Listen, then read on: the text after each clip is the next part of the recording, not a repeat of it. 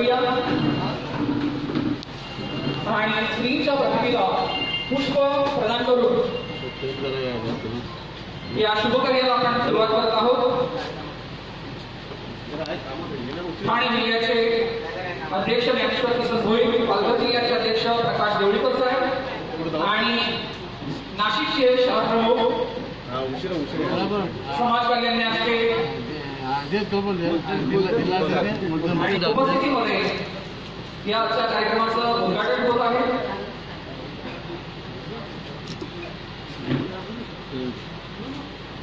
महिला आघाडीच्या अध्यक्षा साधनाताई यांच्या शुभ हस्ते आजच्या या कार्यक्रमाचं उद्घाटन होत आहे।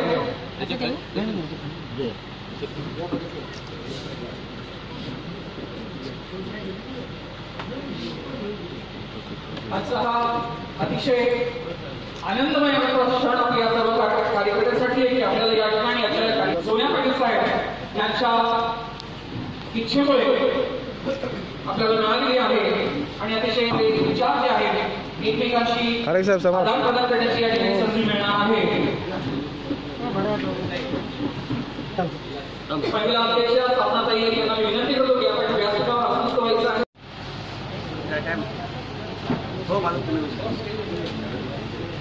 आजचा प्रमुख अतिथी या ठिकाणी म्हणजे आपल्यातलेच प्रमुख जे आहेत या व्यासपीठावर आपल्याला लाभलेले आहेत आणि त्यांच्या या उपस्थितीमुळे डॉक्टर रवी नमी यांना विनंती करतो की डॉक्टर सोनिया पाटील साहेब यांचं स्वागत करताना डॉक्टर रवी नमी यांना विनंती करतो की आपण पुष्प प्रदान करून त्यांना विनंती करेन।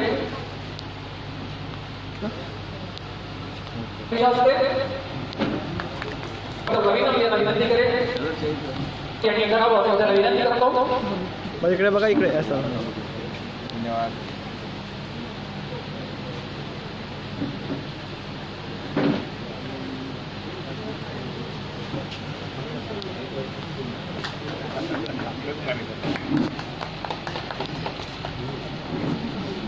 इकडे बघा,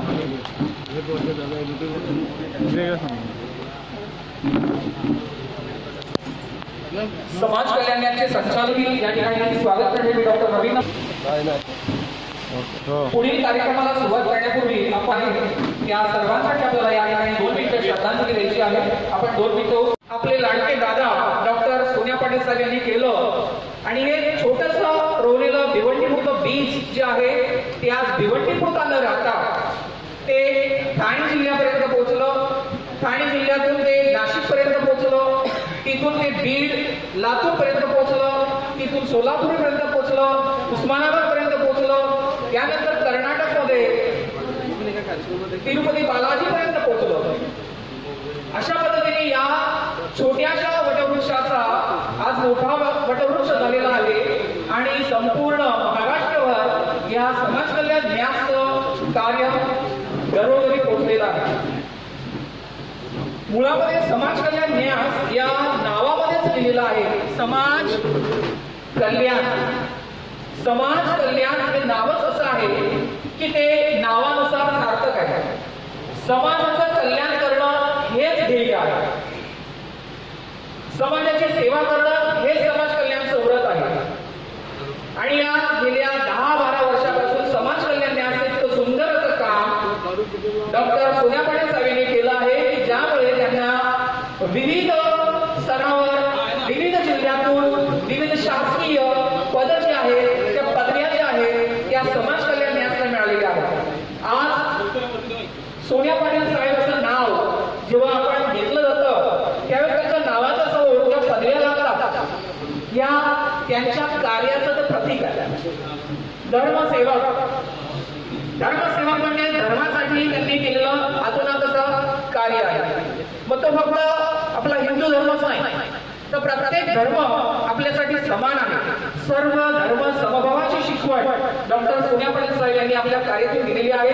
मग तो मंदिराचा कार्यक्रम असू दे, मस्जिदचा कार्यक्रम असू दे की चर्चचा कार्यक्रम असू दे किंवा अगेरीचा कार्यक्रम असू दे, कोणताही कार्यक्रम असू दे, त्या ठिकाणी साहेबांचं योगदान अतिशय मोलाचं आहे। म्हणून धर्मसेवक समाज भूषण एक दुसरं पद त्यांना मिळालेलं आहे। हे आपल्या सर्वांचंच कार्य आहे की ज्यामुळे त्यांना हे पद मिळालेलं आहे। समाजासाठी जे विविध प्रकारचे कार्यक्रम त्यांनी राबवलेले आहेत. आदिवासी महिला त्यांना गोड मिळत नाही तर याची काळजी साहेबांना असते आणि म्हणून दरवर्षी दिवाळीला या आदिवासी समाजासाठी मिष्टान्न आणि साडेवाटपांचा कार्यक्रम साहेबांच्या हस्ते नेहमी होत असतो. जी मुलं लहान आहेत, गरीब आहेत, भूतपूर्व आहेत त्यांच्यासाठी शालेय उपयोगी वस्तूंचं वाटप देखील केलं जातं आणि म्हणून ते समाज भूषण या नावासाठी सार्थक आहे. त्यांनी आपल्या कार्यक्रमातून आपल्या कार्यातून अशी काही प्रगती केली की जो सुशिक्षित असलेला माणूस PhD साठी धडपड करतो आणि बऱ्याच वर्ष मेहनत घेऊन शोध प्रबंध तयार करतो आणि शोध प्रबंध लिहून सुद्धा त्याला त्याची पदवी प्राप्त करण्यासाठी भरपूर धडपडावं लागतं. परंतु साहेबांनी असा कोणताही प्रयत्न केला नाही. त्यांना ती पदवी डॉक्टर घाणेकर विद्यापीठामार्फत डॉक्टर ही पदवी प्राप्त झालेली. आपण सर्वांनी जोरदार टाळ्या वाजवायच्या की हे प्रत्येक आहे त्यांच्या कार्याचं. त्यांच्या ह्या कार्यात माननीय डॉक्टर सोन्या पाटील साहेब यांच्या शुभ हस्ते होत आहे.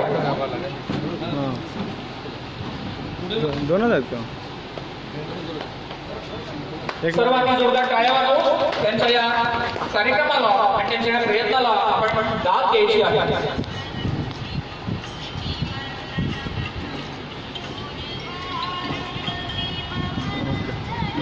व्यक्तींमार्फत त्यांना वह्या मिळतात, साहित्य याचं वाटप करण्यात आलं आणि ते थेट शाळेमध्ये करण्यात आलं. म्हणजे स्टेजचा कोणताही खर्च आला नाही किंवा कोणत्या पद्धतीचा जास्त वेस्टेज असा लोड या स्पर्शाने आपण समाजसेवेची प्रेरणा त्यांनी आम्हाला दिली. प्रथमतः मी त्यांना नमस्कार करून मी माझ्या पुढील कार्याचं प्रकाशोका तुमच्यापर्यंत मांडतोय.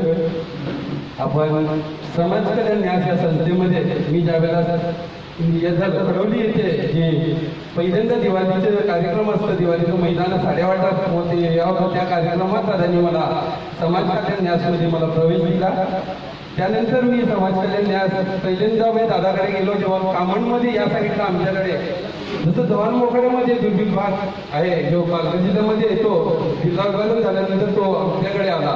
तसंच आमच्याकडे आदिवासी पाडे खूप होते. त्या पाड्यांमध्ये कधीही कोणी असं वया वाटप शालेय शैक्षणिक वापर होत नव्हतं. तेव्हा आम्ही ते दादांकडे गेलो. दादांनी तोच मुद्दा उचलून लगेच दादांनी आमच्याकडे 8 दिवसाच्या आतच आमच्याकडे वया वाटप केलं. 750 विद्यार्थ्यांना पहिल्या वया वाटपाचा कार्यक्रम दादांनी सुरुवात करून दिला आणि त्याच दिवशी फर्स्ट टाइम मी तुमच्याकडे साहित्य घेतोय कारण समाज कल्याण असती आहे.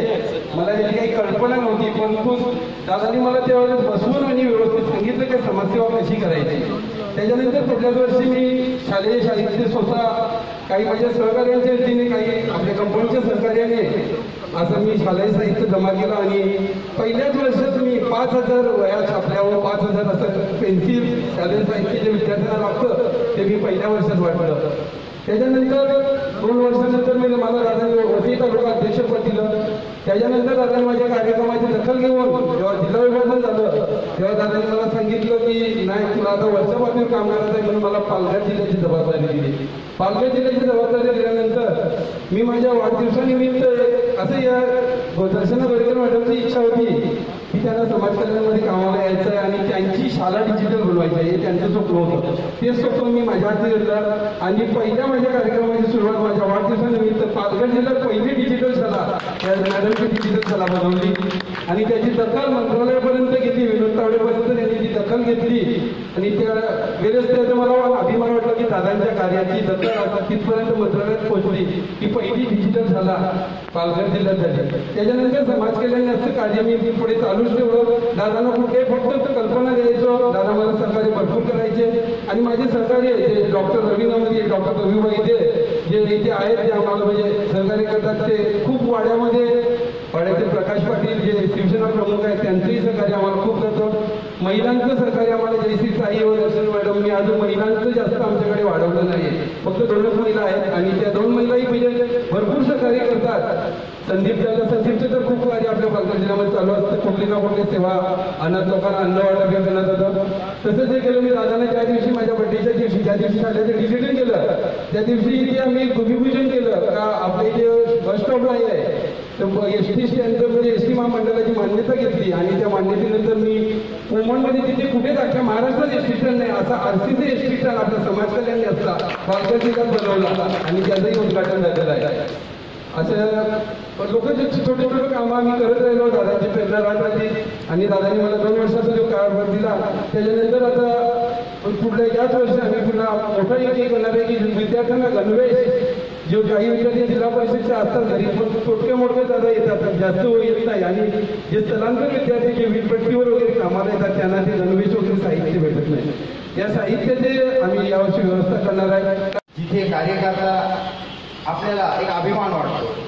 कार्य का करावं? कारण की आपण समाजामध्ये वावरताना समाजामध्ये जे काही आपण कार्य करण्यासाठी इच्छुक असतो त्या कार्यासाठी आपण नेहमी धडपड करायला पाहिजे. आणि त्यामध्ये जर आपल्याला समाज कल्याण न्यासमधून जर एक मार्ग संपूर्ण विभागामध्ये खूप अशी गरजू व्यक्ती आहेत, मुलं आहेत की त्यांना आपल्या हातभाराची खूप खरोखर खूप गरज आहे. आपण याकडे लक्ष दिलेच पाहिजे.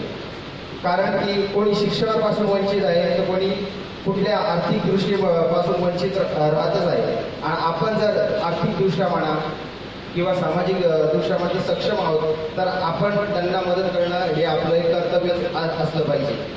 तर मला असं वाटतं की समाज कल्याण न्यास संस्थेमार्फत जेव्हा मी जोडले गेलो मला दादांची जेव्हा हे कार्याबद्दल माहिती पडलं मी दादांशी संपर्कात येऊन मी पहिल्यांदा नाशिक शहरामध्ये माझ्या विभागामध्ये तिथे वया वाटप असेल किंवा बॅग वाटप असेल याचा मोठ्या प्रमाणात एक कार्यक्रम लावला आणि त्याला मला प्रचंड प्रतिसाद मिळाला. तेथील जे गरजू विद्यार्थी होते त्यांच्यापर्यंत समाज कल्याण न्यासतर्फे तिथे त्या गरजू मुलांना वया वाटप करण्यात आल्या व बॅग वाटप करण्यात आला.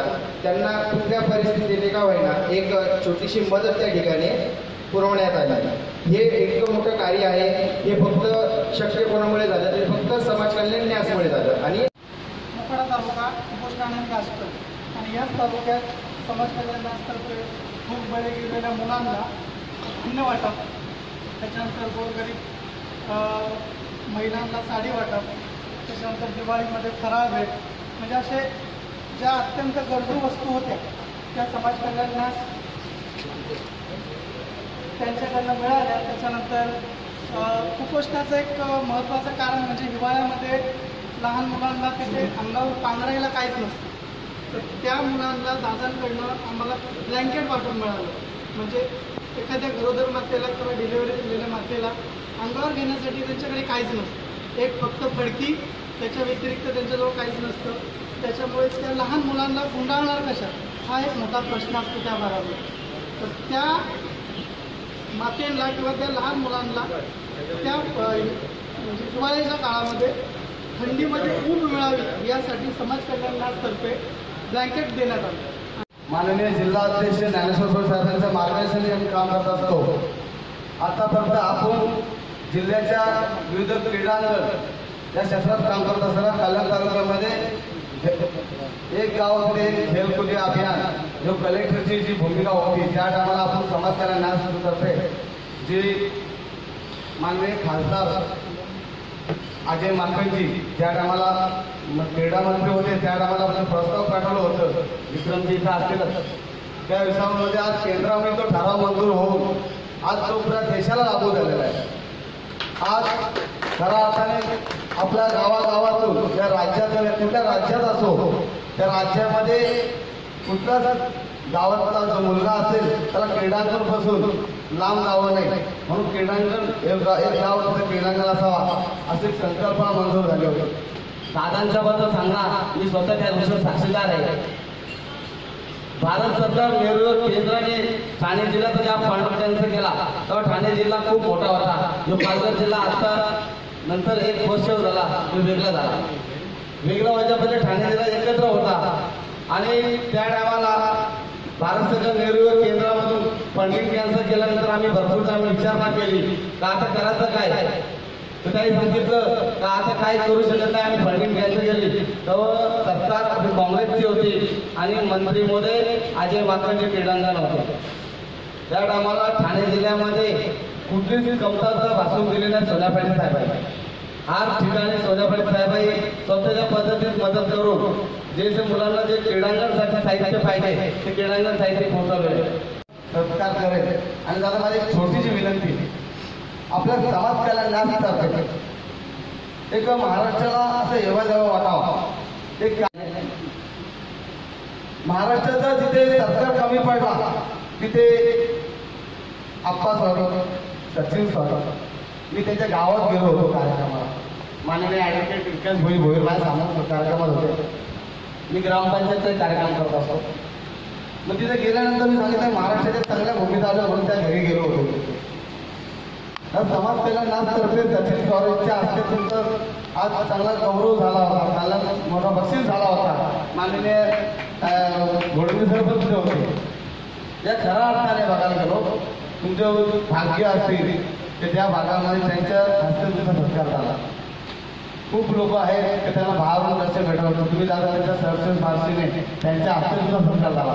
एक समाज कल्याणातर्फे देवा असं वाटावं त्यांचा एक सत्कार व्हावा, आपल्या समाज कल्याणातर्फे ठेवा.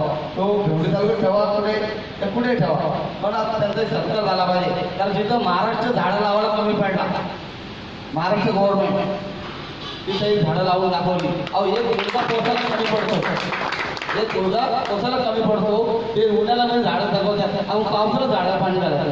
म्हणून आमदार एवढी माझी सूचना आहे. असे विविध प्रकारचे तसेच रस्त्याचे काम असतो, कोणत्या शाळेचे काम असतो, अनेक ठिकाणी मोठ्या प्रमाणावरती मोर्चे काढून त्या गोष्टीचा आम्ही प्रत्येक ठिकाणी या कार्यक्रमांचं मोर्चेचा असो, टोलनाक्याचा असो, त्याच्यानंतर आमच्या जिंदाल कंपनीचा मोठा प्रश्न त्या ठिकाणी मोर्चे आवडले. तसेच जो 9 एप्रिलला गोटी शहरामध्ये सर्व 210 बचत गटांचा कार्यक्रम त्या ठिकाणी लावला. अगदी यशस्वीपणे राहण्याच्या समोर त्यांनी बघितला साहेबांनी सुद्धा की त्या बचत गटांचा सर्वे आम्ही करून प्रत्येक गावामध्ये एक कमिटी नेमलेली आहे. आमचं काम हे आता मोठ्या प्रमाणात सुरू झालेलं आहे आणि त्या बचत गटांच्या प्रत्येक गावामध्ये जाऊन असं एक सचिव अध्यक्ष असं निवडून प्रत्येक गावामध्ये आम्ही ती मिटिंग लावलेली आहे. त्याच्यानंतर एक अभिमानाची गोष्ट की मुलचंद नाना भगत तसेच आमचे सर्व कार्यकर्ते असे येणे भाग घेतले. त्याच्यामध्ये प्रामुख्याने मी स्वाभिमानाने सांगेन की आत्ताच मुलचंद नाना यांचा वाढदिवस साजरा झाला. त्या वाढदिवसाच्या दिवशी आम्ही बचत गटांमार्फत 4 लाख रुपयाचं प्रोसिजर करून 4 लाख रुपयाची 4 लाख रुपयाची प्रोसिजर करून त्या ठिकाणी राईस मिलचं प्रपोजल त्या ठिकाणी भूमिपूजन आम्ही त्या ठिकाणी 4 लाख रुपये देऊन गव्हर्नमेंट करते असं 13 लाखाचं, त्याच्यानंतर 20 लाखाचं असं प्रपोजल त्या ठिकाणी. आणि समोरच्या जागेमध्ये ज्याची आपण जागा घेतलेली त्याने विनामूल्य ती जागा त्या महिला बचत गटासाठी उपलब्ध करून दिली. जो माझ्या शाळेचं रंगरूप बघितलं असतं तर तुम्ही कोणी शाळेच्या ग्राउंडवर पण उभे राहिले नसते. जिद्द खूप होती पण पैसा कमी होता, करायची जिद्द होती. आणि त्यासाठी मी जेव्हा देवीकर साहेबांनी त्यांना सांगितलं की माझ्या शाळेची अवस्था अशी अशी आणि ती करायची मला, ते म्हणाले ठीक आहे मॅडम आपण करूया. मला वाटलं सगळेच असं बोलतात आपण करूया आणि नंतर पण ये नाही. पण दुसऱ्या दिवशी त्यांनी डायरेक्टली म्हणजे ते कारागीर सगळं घेऊन स्वतः उभं राहून स्वतः कार्य केलं आणि कुठेतरी एक धागा मिळाला, कुठेतरी एक बोट मिळाला की आपण हात पकडतो. आणि तसं मी त्यांना सतत त्रास दिला की मला हा काम करायचंय, मला तो काम करायचं. आणि माझं एक स्वप्न होतं की माझी शाळा पालघर जिल्ह्यामध्ये पहिली डिजिटल व्हावी आणि तीही टच स्क्रीनची. त्यामुळे ते म्हणाले की आपण दादांशी बोलूया. दादांपर्यंत जाण्याची पहिली सीडी म्हणजे देवळीकर साहेब आणि त्यांच्यामुळे मी तिथपर्यंत गेली. दादांना सांगितलं दादा असं असं आहे. दादा म्हणाले मी तुम्हाला कॅम्प्युटर देतो, लॅपटॉप देतो. मी म्हटलं दादा माझं एवढंसं स्वप्न नाही, खूप मोठं स्वप्न आहे, त्यासाठी काय प्रयत्न असेल ते मी करेन. आणि दादांनी देवळीकर साहेबांनी माझी पहिली शाळा डिजिटल केली. आज त्या मुलांचा आनंद बघितला का वाटतं की खरोखर पगार मिळाल्याने जेवढा आनंद होत नाही ना तेवढा त्या मुलांचा. आणि 1ली ते 5वी पर्यंत प्रत्येक मुलगा डिजिटल हँडल करतो. काय डिजिटल आहे, काय कॅम्प्युटर आहे हे माझ्या खेड्या गावातल्या आदिवासी मुलांना माहिती नाही. पण आज त्या शाळेमध्ये तुम्ही जर केव्हा आलात तर कळेल तुम्हाला ती मुलं काय काय हँडल करतात. आणि प्रत्येक वेळेस त्यांनी मला सहकार्य केलं. काही मुरबाडमध्ये आम्हाला जर उद्योग करायचा असेल किंवा महिलांना प्रशिक्षण द्यायची वेळ आली की मी आपली दादांना फोन करते, आम्हाला असं असं करायचं आहे. आता नुकतीच आमची मुरबाड नगरपंचायत जाहीर झाली. आम्ही महिला मंडळामार्फत मुरबाड नगरपंचायतीमध्ये मुरबाड शहर हे प्लास्टिक मुक्त करण्याचं ठरवलं. मुरबाड नगरपंचायतीने तसा ठरावही मंजूर केला. परंतु आता प्लास्टिक पिशव्या बंद झाल्यानंतर आपण बाजारपेठेमध्ये कपड्याच्या पिशव्या तयार करायच्या, असं आम्ही महिला मंडळाला उद्योग पण मिळेल आणि रोजगार एक प्राप्त होईल. मी दादांकडे फोन करून गेले, दादांना म्हटलं असं असं आम्ही प्रयोजन केलेलं आहे. त्यांनी क्षणाचाही विलंब न करता लगेच आम्हाला कापड कंपनीमध्ये नेऊन तुम्हाला कपडा त्यांनी घेऊन दिला आणि आमचा रोजगार ताबडतोब सुरू झाला. आज मुरबाड शहरामध्ये आम्ही मोठ्या प्रमाणात महिला मंडळामार्फत आणि समाज कल्याण न्यासमार्फत कापडी पिशव्यांचं दुकानदारांना वाटप करतो. ते दुकानदार आमच्याकडून त्या कपड्याच्या पिशव्या विकत घेतात. त्यामुळे महिलांना अगदी घरगुती आज शिलाई मशीन सगळ्यांकडेच आहे. घरात बसून महिला 100-200 रुपयाच्या पिशव्या शिवतात आणि त्यांना तो रोजगार उपलब्ध झाला. तो कशामुळे झाला? त्या समाज कल्याण न्यासतर्फे. मी सगळ्यात पहिले समाज कल्याण न्यासचे आपले जे सोन्यासारखे समाजकार्य करणारे सोन्या पाटील दादासाहेब यांना अतिशय धन्यवाद देते आणि मी त्यांचे आभार मानते की आज मला त्यांनी जी धुरा सोपवली आहे. त्यांच्या प्रेरणेने मी जे काही सहकार्य करत आहेत ते त्याच्याने मला समाजसेवा करण्याची संधी मिळाली. कारण मी स्वतः काही समाजसेवा करू शकले नसते. आपल्याला काही काम करत असेल तर आर्थिक नियोजनाची सगळ्यात पहिली चणचण वाचते. कुठेही महिलांना आपण चला म्हटलं की त्या काय म्हणणार, आमचा त्याच्यात काय फायदा आहे. आज तो फायदा आपण कुठून देऊ शकलो? समाज कल्याण न्यासतर्फे देऊ शकलो.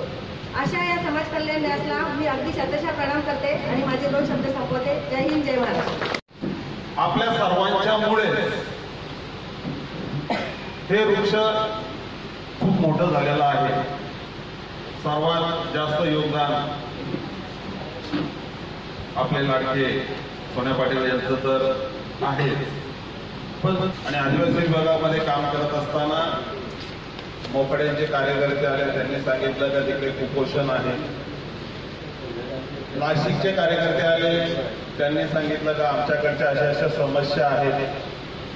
ताईंनी आताच सांगितलं का मुरबाडमध्ये पिशव्या मुक्त केलं, म्हणजे प्लास्टिक पिशव्या मुक्त आम्ही नगरपंचायत तयार केली. हेच समाज कल्याण न्यायाचं मुख्य कार्य आहे. तुम्हाला मी सांगू इच्छितो का आम्ही सुद्धा जेव्हा काम करत असतो, आदिवासी भागामध्ये काम करत असतो, आमच्याकडे गाव असं आहे का रोडवर म्हणून गाव आहे, तिथे 5-5 किलोमीटरवर पाणी पिण्यासाठी लोक हंड्यावर हांडा खाली जायचं आणि तिथून ते पाणी घेऊन यायचं. पण समाज कल्याण न्यायाचे गावावर घेऊन टाका. त्या गावामध्ये आमचे गोडविंदे साहेब होते, परत आमच्यापर्यंत बेंके साहेब होते, ज्ञानेश्वर भोईर साहेब होते. आम्ही तिथे काय केले, एक बोरवेल होती, दुसऱ्याच्या मालकीत तिला पाणी होतं. गावकरी मात्र दूर दूर पाण्यासाठी जायचे. आम्ही ती बोरवेलच ताब्यात घेतली, तिला सबमर्सिबल बसवलं, तिथे मोठी टाकी बांधली आणि त्याच दिवशी म्हणजेच साहेबांच्या वाढदिवसाच्या निमित्त आम्ही तीच टाकी साहेबांना भेट दिली. हे कार्यकर्त्यांनी केलं. साहेबांना याची जुनतीही कल्पना नव्हती का काय चाललं काय. तो स्वतःहून तिकडे कार्य करत होता. आज तिथल्या लोकांना लाईट, सबमर्सिबलला लाईट लागते. आदिवासी पाड्यांमध्ये लाईट, पाणी, रस्ता हे सरकारचं काम आहे. तुम्ही द्या नाहीतर आम्ही टाकतो. आता आम्हाला जर उन्हातानामध्ये जर पाणी भरण्यासाठी लांब जावं लागत असेल तर त्यासाठी आम्हाला सोय तुम्ही करून देत नाही. तुम्हाला सांगतो तर या महाराष्ट्रामध्ये आज आपण बोलतो का बरेच महिना आधीच ह्याची म्हणजे कल्पना दिलेली आम्हाला की असं असं करायचं. तर जेव्हा इगतपुरीचा प्रोग्राम झाला तेव्हा येतानाच आम्ही बसलो आणि ठरवलं की तारीख काढायची आणि सगळ्यांनी भेटायचं.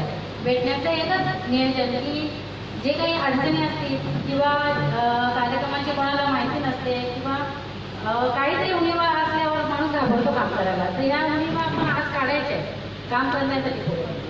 तर आपण बोलतो की ह्या समाज कल्याणात सगळे खूप कामं झाली नाही का. तर एक महिला म्हणून, जिल्हा अध्यक्ष म्हणून खरोखर म्हणजे आम्ही महिलांमध्ये न बोललेलं बोलावं की न बोलावं हे समजत नाही, परंतु अडचणी असतात. कारण महिला जे आहे बघा, तुम्ही आले घरातून निघाले, तयारी केली, घरून निघाले, बरोबर ना. मग महिलांना किती कामं असतात घरातून, सगळ्यांचा आवरा, भांडी घासता, लादी पोसा, मुलांना काय ते नको काय नको ते बघा आणि मग निघा. परत गेल्यावर स्वयंपाक करण्याचे.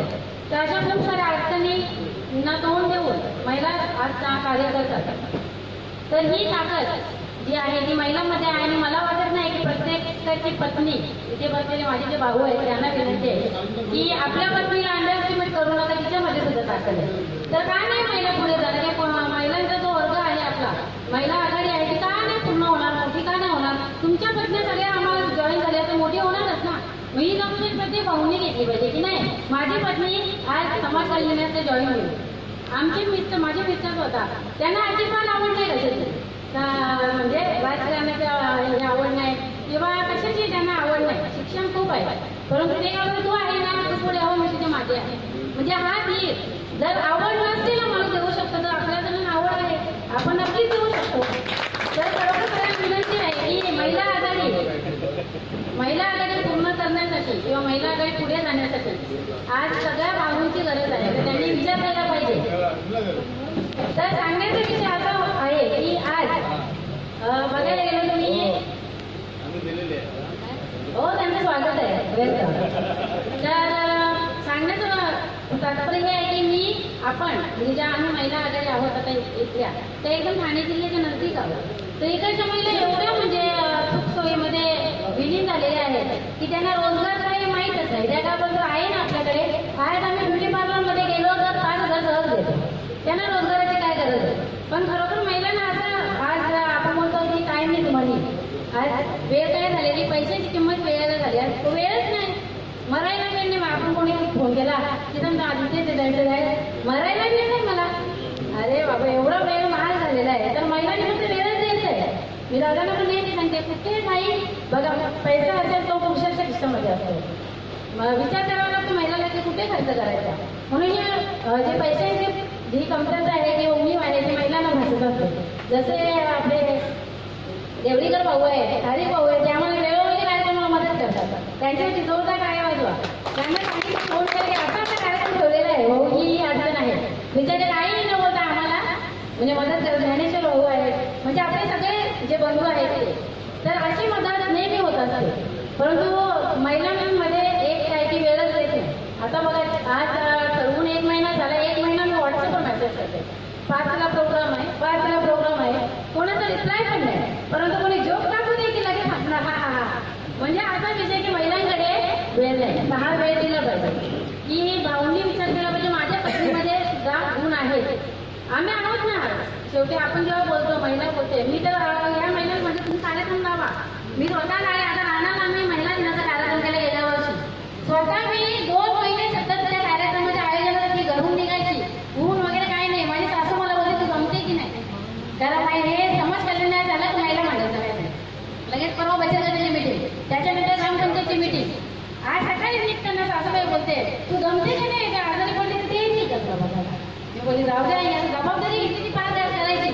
हे आपल्या रक्तामध्येच पाहिजे. आणि भाऊजाप्रमाणे बोलले की पैसा सगळ्यांकडे असतो, पण वापरण्याची देण्याची ताकद आणि त्याची जमा सुद्धा पाहिजे, बरोबर ना. आणि मी छोटंसं उदाहरण देते की माझ्या बाजूला ग्रामपंचायत सरपंच आहे, ग्रामपंचायत खूप आहे. तर माझ्या गावाच्या बाजूला एक कंपाऊंड आहे, म्हणजे गोडाऊन. तर त्यांना ते एक लेडी आहे मॅनेजर म्हणून, त्यांना मी असाच फोन केला तारीख भाऊना फोन करण्याच्या आधी की मॅडम असा महिला दिनाचा प्रोग्राम आहे, तर मी एक महिला सरपंच म्हणून आणि कारण ही रूपरेषा असते, तो प्रोटोकॉल असतो, तो खूप या संघटनेमध्ये गरजेचा आहे. समाज कल्याणासाठी आपण आरोग्य शिबिर देतो, आरोग्य शिबिरं लावतो, कपडे वाटप करतो, बॅगा वाटप करतो, भरपूर कार्यक्रम करतो. परंतु हे कार्यक्रम करत असताना कार्यक्रमात एक अजेंडा ठरला पाहिजे. त्या अजेंड्यामध्ये आपण कार्यक्रम कसे करणार आहोत ते ठरलं पाहिजे. ते कार्यक्रम आपण कुठल्या वेळी कुठल्या वारी करणार आहोत, कुठल्या महिन्यात करणार आहोत ते ठरलं पाहिजे. हे सगळं एकत्र ठरले त्यावेळेस आपण समाज कल्याणाची गाडी रुलावली. आता गाडी रुलावला ती जर कुठे कुठे थांबते, कुठे चालते, तसं नाही पाहिजे. ती स्टेशनवर आली तर थांबली पाहिजे. अशा पद्धतीने आपलं काम झालं पाहिजे. मित्रांनो, समाज कल्याण हा महाराष्ट्रामध्ये फोफावतोय. पालघर असेल, ठाणा असेल, नाशिक असेल, बीड असेल, या पुढच्या काळामध्ये नगर, औरंगाबाद, धुळा, नंदुरबार या ठिकाणी आपल्याला जायचं आहे. कोकणामध्ये जायचं आहे. समाज कल्याणाचं काम करत असताना तळागाळामध्ये जायला पाहिजे, सगळ्यांना जवळ घेतलं पाहिजे. पण हे करत असताना कुठेतरी आपण दादाचं कार्य देखील त्याच्याबरोबर त्याच तर्फेने पोहोचवलं पाहिजे.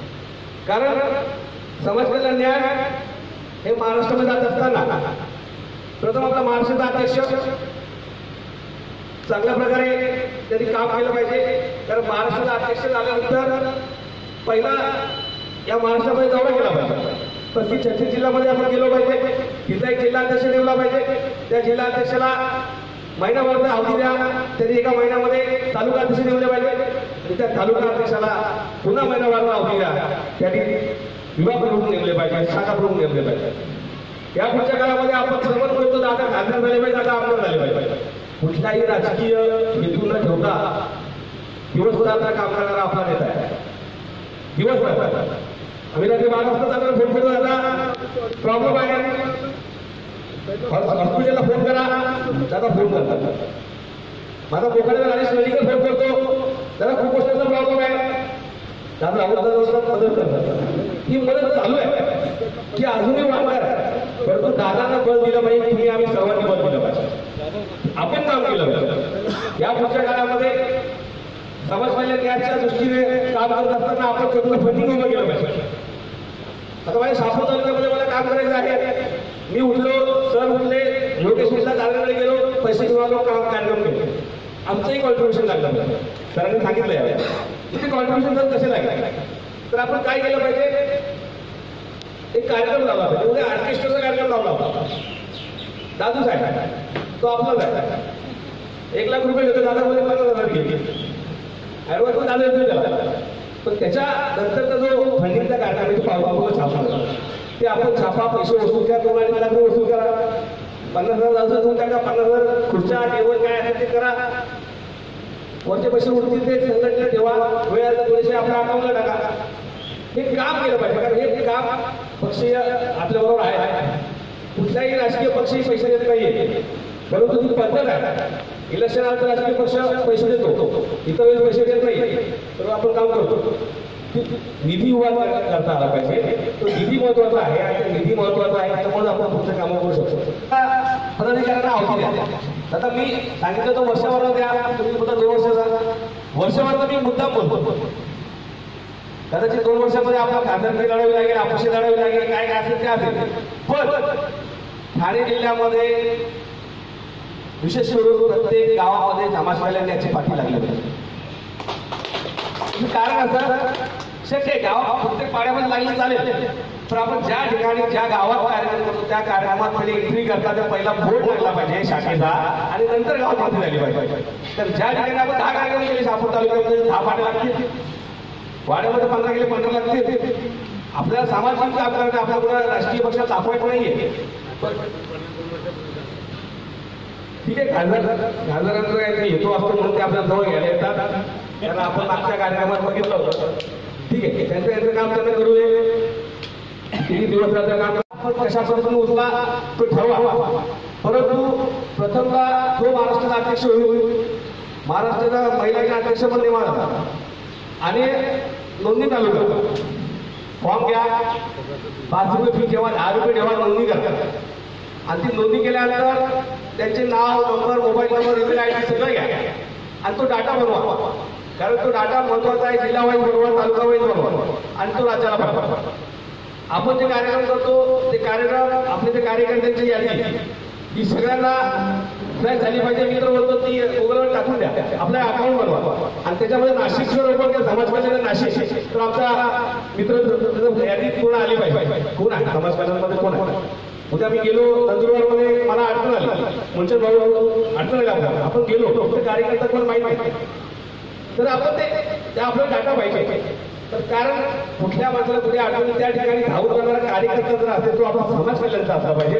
ही भूमिका आपली यावर आहे. मित्रांनो, काम करत असताना सर्वांनी काम केलंय, सगळे थोडे काम करतील, परंतु संघटनेचं काम फक्त वया आणि वेगा वाटला नाहीये, सामाजिक काम आहे. सामाजिक काम करत असताना आपण इकडे पाण्यामध्ये गेलो, सहज गेलो, तिथे घाण दिसली, आपण दोन झाडू घेतले, तिथली 4 माणसं घेतली, साफसफाई केली, स्वच्छता अभियान झालं.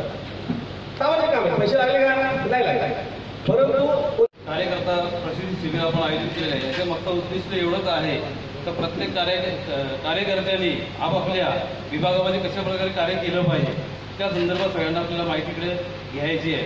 प्रामुख्याने जसे आजी जाधव यांनी सांगितलं की मी एक महिलेला तिची आई म्हणजे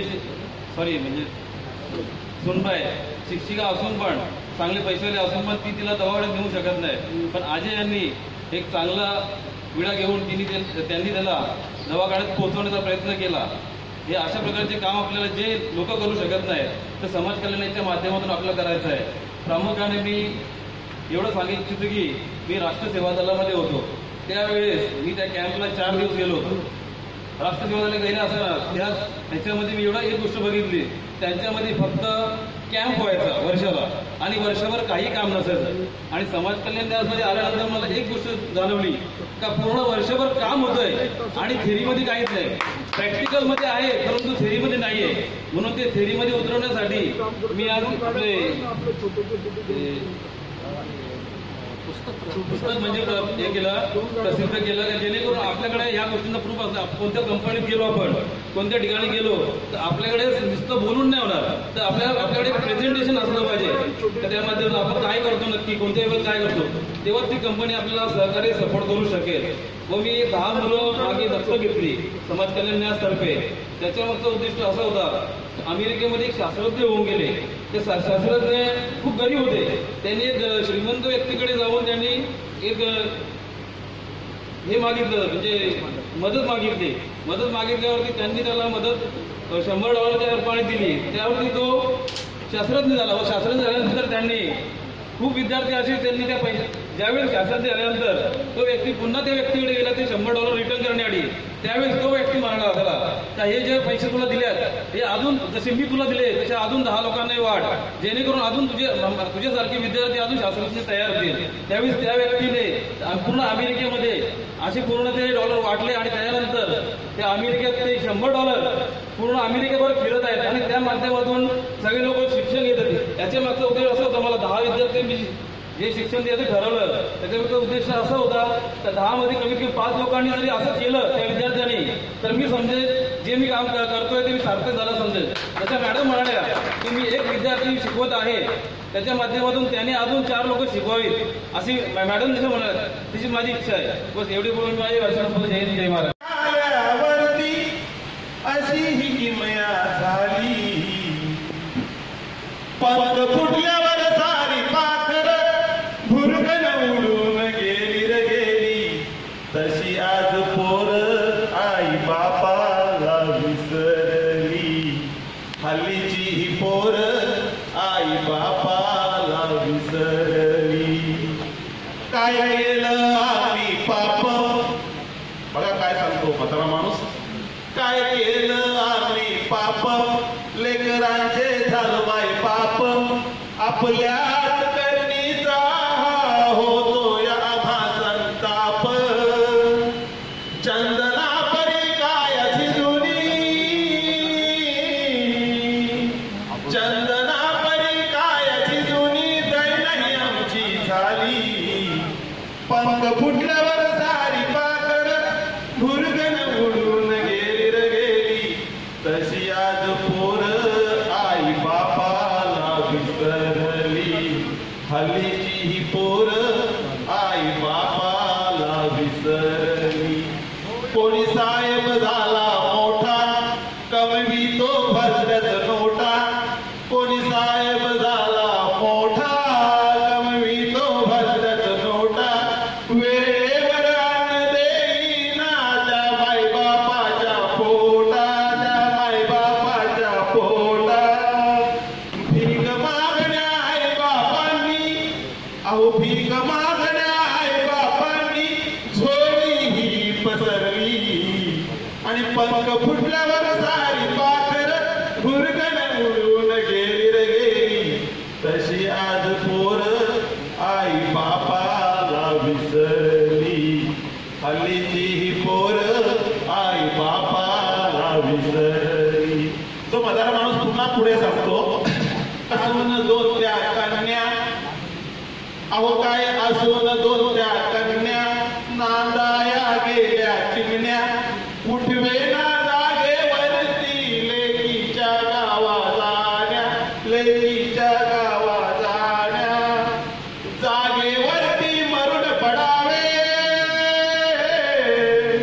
जागेवरती मरुड पडावे, एकच इच्छा उरली, आणि पंख फुटल्यावर सारी पाखर भुरकन उडून गेली रे गेली, तशी आज पोर आई बापाला विसरली, हल्लीची ही पोर आई बापाला विसरली.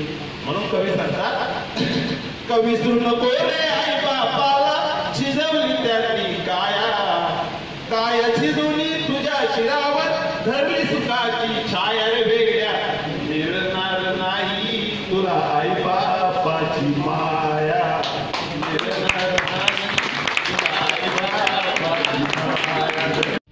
ठाणे जिल्हा अध्यक्ष ज्ञानेश्वर भोईर आहेत, तसेच वसई पालघर जिल्हा अध्यक्ष देवळीकर साहेब, तसेच नाशिक जिल्हा अध्यक्ष व किरण रक्षे, आणि तसेच सर्व तालुक्यांचे पदाधिकारी अध्यक्ष गोलचंद भगत सर, नाशिक जिल्हा अध्यक्ष, तसेच उपस्थित समाज कल्याणाचे सर्व पदाधिकारी. चला, हा पहिला मुद्दा आहे नियुक्ती पत्र. तर आता जी काही नियुक्ती असेल ती किती कालावधी ओपिनियन घ्यायची आहे? बोला सर, बोला. तुम्ही 2 वर्षाचा राहा तो, कारण मग त्याला त्या पदाला थोडे. आपलं नाव काय? नाव काय? नित्यानंद भानुशाली. हा, मी शिवसेनेचा जुन्या पदाधिकारी. ओके. भानुशाली साहेबांनी सांगितलेले काय 2 वर्षाचा. ओके, तर त्याचं आर्थिक म्हणजे आर्थिक वर्ष जसं एप्रिल पासून चालू होतं, तसं आपलं सुद्धा एक वर्ष असावं. जसं दादांचा जर जन्म 1 जूनला आहे आणि आपल्या संस्थेची स्थापना सुद्धा 1 जूनलाच आहे, वर्धापन दिन आहे, तर आपण तिथपर्यंत म्हणजे 30 मे पर्यंत याचा कालावधी ठेवूया. बरोबर का? 30 मे दिशा ठरवली पाहिजे. जशी गोडविंदे साहेबांनी सुचवल्याप्रमाणे प्रसिद्धीसाठी योग्य आराखडा असला पाहिजे. प्रसिद्धीची माध्यमं ही अजून प्रभावीरित्या आपले सचिव त्याला आपण म्हणतोय, जिल्ह्यामध्ये जे काही तालुके येतात त्या तालुक्यांचा आढावा घेऊन तालुक्यांची कमिटी स्थापन करायची आहे. त्या तालुक्यामध्ये तालुक्याचा अध्यक्ष, तालुका उपाध्यक्ष, सचिव, सहसचिव, खजिनदार, कार्याध्यक्ष असेल तर ते पद, संपर्क प्रमुख असेल तर ते पद. तर त्या दृष्टीने त्यांनी कमिटी स्थापन करायची आहे. शहर असेल तर शहरामध्ये, ग्रामीण असेल तर ग्रामीणमध्ये. फक्त या ठिकाणी आपण जिल्ह्यात या ठिकाणी घोषणा करणार आहोत. नंतर त्यांना काही अवधी देऊन त्यांनी तो कमिटी स्थापन करून दादांकडे ती सुपूर्द करायची आहे. मग ती संपूर्ण त्याची वेबसाईट तयार होईल आणि आपल्यापर्यंत ती पोहोचेल. अतिशय आनंद होईल. महिला आघाडी ठाणे जिल्हा प्रमुख म्हणून, अध्यक्ष म्हणून या ठिकाणी नाव पुन्हा एकदा सूचित झालेलं आहे साधनाताई घरत यांचं. त्यांना पुढील वाटचालीसाठी हार्दिक शुभेच्छा. त्यांनी आपल्या जिल्ह्यामध्ये महिला आघाडीची स्थापना करायची आहे. महिला आघाडीमध्ये सुद्धा तालुका वाईज आपण कमिटी स्थापन घेतलेली आहे. ज्ञानेश्वर भोईर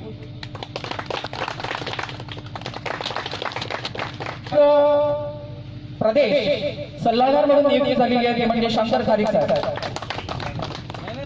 समाज कल्याणाचा एक सदस्य आहे आणि तो काय सरडा आकार बदलण्यासारखं नाही का ह्या आकारातून त्या आकारातून मी तुमच्या सोबतच आहे. कधीही केव्हाही आणि कधीही मला सांगा मी तुमच्याशी पाठीशी आहे एक हे म्हणून. परंतु मला कुठल्याही प्रकारचा हे नको पडला. महाराष्ट्र प्रदेश अध्यक्ष त्यांची नियुक्ती झालेली आहे. त्यांच्याकडनं अतिशय आम्हाला जास्त अपेक्षा आहे की संपूर्ण महाराष्ट्रभर समाज कल्याण संपला काय संपला नंतर आहे तुमच्या सोबतच राहील, पण कारण ही संघटना आता सध्या आपण 4-5 जिल्ह्यामध्ये आहोत, ती महाराष्ट्राच्या 36 जिल्ह्यांमध्ये झाली पाहिजे. ही जबाबदारीने मी पोचवीन आणि त्याचा वर्षभरामध्ये आपल्याला एक अहवाल सादर करेन. वर्षभरापूर्वी समाज कल्याणाच्या सर्व कार्यकर्ते आणि आपण पण वर्षात राजीनामे देऊ ना. 2 वर्षानंतर आपल्याला लोकसेवेची तयारी करायची. त्याच्यासाठी मला 1 वर्ष अगोदर सुट्टी पाहिजे, म्हणून 1च वर्ष माझी नियुक्ती आहे. सर्व महाराष्ट्रातल्या बीडमध्ये आपला विक्रम आहे, सोबत नाशिकमध्ये आपले शहराध्यक्ष आहेत मुलचंदजी आहेत, पालघरमध्ये आपले दळीचे कार्यकर्ते भाऊ देवळीकर भाऊ आहेत, ठाण्यामध्ये आपण चांगल्या प्रकारे काम करतो. हाच अजिंठा जो आहे आपला पूर्ण पालघर, ठाणा, नाशिक, बीड यांचं काम आम्ही महाराष्ट्रात दाखवणार का आम्ही ह्या 4 जिल्ह्यामध्ये कशा पद्धतीने काम करतो, आमची संघटना या जिल्ह्यामध्ये कशा पद्धतीने रुजते, हा पूर्ण डाटा मी महाराष्ट्रात नेईल. मी उद्या नगरला गेलो, तिथे मी नाशिकचं आमचं काम आहे ते सांगेल, पालघरचं काय काम आहे, बीडचं काय काम आहे, सगळं त्यांना सांगेल. मग ती नगरची कार्यकारिणी आली. तशीच पुढे नगर असेल, धुळा, नंदुरबार या सगळ्या याच्यावर फिरताना समाज कल्याणाचं काम आपण केलं जायचं, फक्त लोकांसमोर न्यायचं आहे आणि ते त्याच्यासाठी तुमची सर्वांची मला गरज लागणार आहे. राहिला विषय संपर्क प्रमुखाचा, कारण प्रत्येक जिल्ह्यामध्ये एक संपर्क प्रमुख पाहिजे. कारण संपर्क प्रमुख का पाहिजे, शिवसेनेमध्ये ज्या पद्धतीने काम करतात त्या पद्धतीमध्ये एक जिल्ह्याचा अध्यक्ष आहे नाशिकचा, तर संपर्क प्रमुख त्याला ठाणे जिल्ह्यातला पाहिजे. कारण या ठाणे जिल्ह्यात आपलं ऑफिस मेन ऑफिस आपलं ठाणे जिल्ह्यामध्ये, जिथून ऑफिसची आपली काय नीती आहे, काय ठरणार आहे ते संपर्क प्रमुखाच्या मार्फत त्या जिल्ह्यामध्ये पोहोचेल. संपर्क प्रमुख आणि प्रदेशाध्यक्ष सर्व एकत्र जातील आणि त्या ठिकाणी काही जे असतील ते नियुक्त्या करतील. नियुक्त्या करत असताना जिल्ह्याच्या अध्यक्षाचं जे नियुक्ती केली त्यांना मी सांगेल का आपण 1 महिन्यामध्ये आपल्या तालुकाध्यक्षाची निवड करा. 1च महिन्यामध्ये 1 महिन्यामध्ये तुम्ही पूर्ण तालुका अध्यक्षांची नावं, त्यांचे मोबाईल नंबर, त्यांचा मेल ID ते आपल्या ऑफिसला द्या, विक्रमकडे जमा करा. विक्रम ते डाटा बनवून वेबसाईटवर टाकून द्या. वेबसाईट आपली आहे, त्याच्यावर प्रत्येक जिल्ह्यावर वेबसाईट परवानगी टाकून द्या. जिल्हा अध्यक्ष झाले, तालुका अध्यक्ष झाले, मग तालुका अध्यक्षांनी त्यांच्या विभागाचे अध्यक्ष नेमा आणि मग शाखा अध्यक्ष नेमा. अशा पद्धतीचं काम आपल्याला करायचं आहे आणि ते काम फक्त 1 वर्षामध्ये आपल्याला पूर्ण याच्यामध्ये करायचं आहे. त्यांची जबाबदारी दिली ती मी स्वीकारतो आणि उद्यापासून कामाला लागतो. शिक्षण सेनेचं अध्यक्षपद ठाण्यापासून ठाण्याच्या बाउंड्रीवर राहणारा शिक्षक ते करू शकत नाही. खूप कठीण परिस्थिती आहे, कारण शाळा करून नंतर मग इकडे कोणाला न्याय देऊ शकत नाही आपण. तर ज्या पदाला आपण न्याय देऊ शकत नाही ते पद मला वाटत नाही काही योग्य आहे. तर दुसरं कोणी भिवंडी विभागवार काम करायला मी कधीही तयार आहे. हो चालेल. सदैव सेवेसाठी आहे एकच आस, सदैव सेवेसाठी आहे एकच आस, हक्कासाठी आपली समाज कल्याण न्यास, आणि हक्कासाठी आपली समाज कल्याण न्यास. गोरगरिबाच्या साठी असा मिळू द्यावा हक्क, सोन्या दादा पाटील माझे धर्म व रक्षक. दादा आणि दादा पाटलाचा बोल लय हा एक खास, दादा पाटलाचा बोल लय हा एक खास, आणि हक्कासाठी आपली समाज कल्याण न्यास, या हक्कासाठी आपली समाज कल्याण न्यास.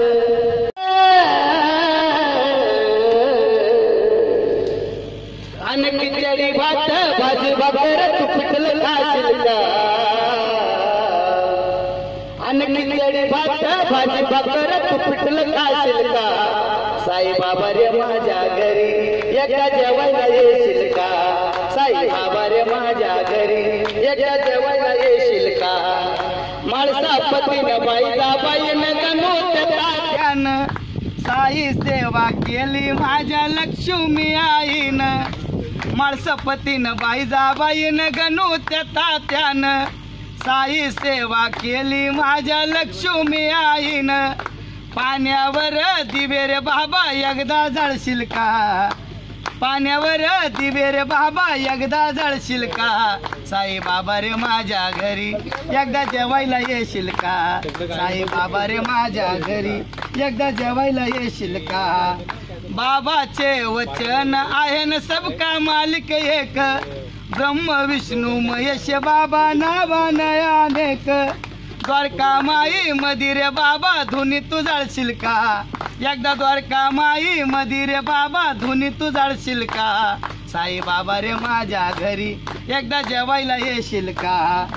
साऱ्या गावामधीन पहा बोलबाला झाला, आणि जे के पाटलाच्या घरी साई बाबा आला, आणि साऱ्या गावामधीन आज बोलबाला झाला, आणि जे के पाटलाच्या घरी साई बाबा आला. आणि बॉबी शाहिराला सोन्या दादा एकदा धावशील का, साई बाबा रे माझ्या घरी एकदा जेवायला येशील का, साई बाबा रे माझ्या घरी एकदा जेवायला येशील का.